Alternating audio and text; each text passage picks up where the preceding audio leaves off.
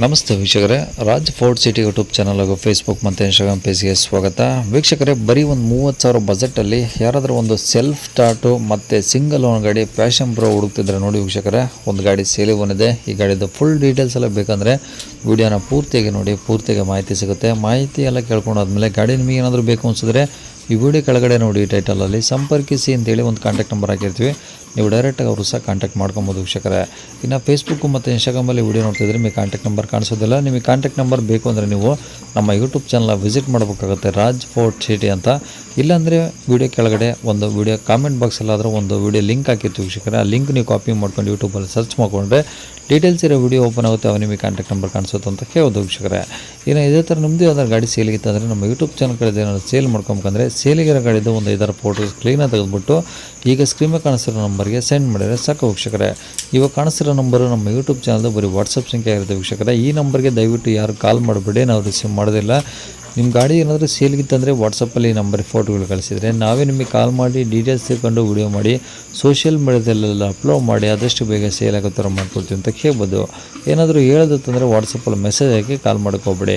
ಇನ್ನು ಗಾಡಿ ಡೀಟೇಲ್ಸ್ನ ಗಾಡಿಯವರು ತಿಳಿಸಿದರೆ ಅವರು ಏನೇನು ಹೇಳ್ಯಾರ ಅಂತೇಳಿ ಒಂದು ಆಡಿಯೋನ ಪ್ಲೇ ಮಾಡ್ತೀನಿ, ವಿಡಿಯೋನ ಪೂರ್ತಿ ನೋಡಿ. Passion pro 2012. ಪ್ಯಾಷನ್ ಪ್ರೋ 2012 ಮಾಡಲಾ? ಹಾಂ. ಓಕೆ. ಓನರ್ ಎಷ್ಟೇನಾ ಸರ್?